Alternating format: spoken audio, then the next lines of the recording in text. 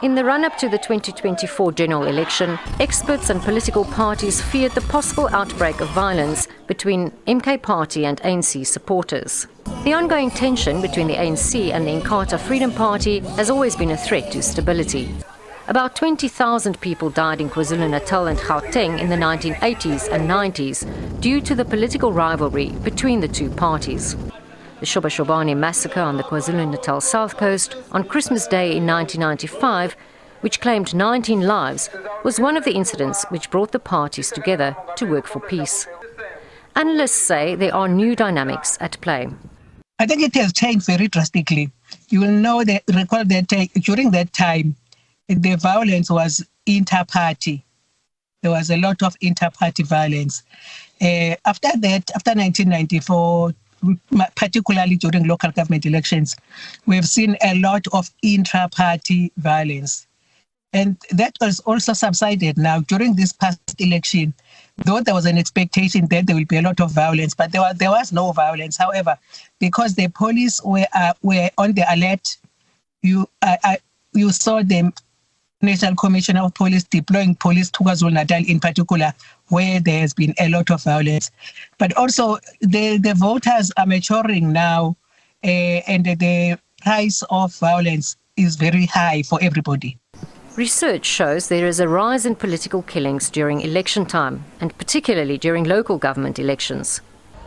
19 councillors lost their lives in KwaZulu-Natal alone in 2023. In July 2023, 75-year-old National Freedom Party councillor Ntombenhle Mchunu was gunned down while sleeping in her home in Ngoma. Her granddaughter, who was with her, survived with serious injuries. Mchunu was serving in the volatile Ngoma local municipality, where power is constantly changing hands from an IFP-led and ANC-led coalition. Many council members were in hiding in fear of being assassinated. I've had to flee my home and only pop in from time to time. My friends and neighbors no longer visit me because they are all afraid. They fear that coming near me may put their lives at risk. Life has become hard for us as councillors. You can't even do the simplest of things like going shopping, walking in the streets because it's not safe. In October 2016, the then KwaZulu Premier Willis Mchunu established the Morani Commission to investigate the root causes of political killings. It found, amongst other things, that the barriers of entry to becoming a councillor are extremely low and that the political positions of councillors create opportunities for access to resources which can lead to corruption. These political killings are usually, as you say, they are motivated by money and positions.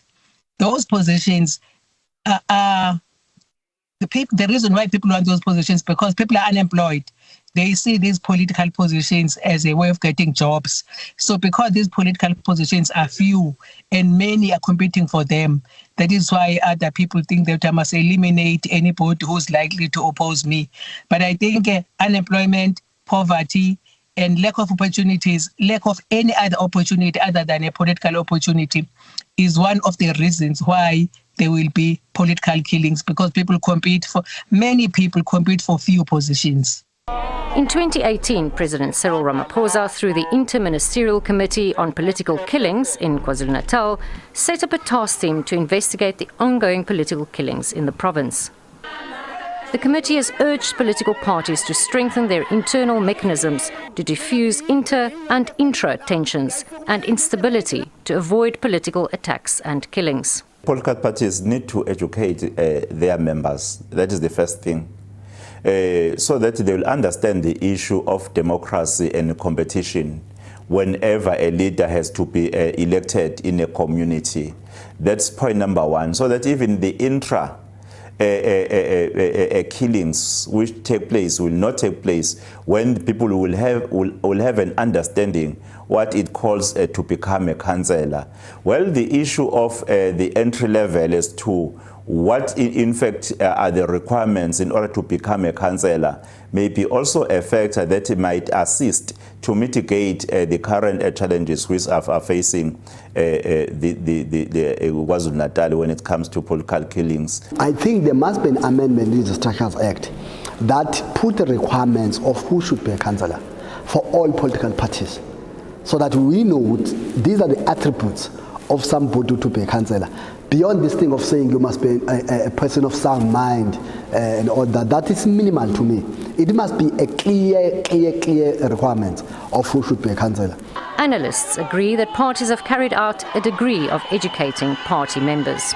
Former Police Minister Bheki Cele says the political killings are linked to hitmen in the taxi industry and construction mafia and are often a result of competition within parties. He also said that they had secured 100 convictions, which have led to lengthy prison sentences. He said so far 321 dockets have been investigated since July 2018. This team is mandated to look at the political killings, but there are parallel 85 cases.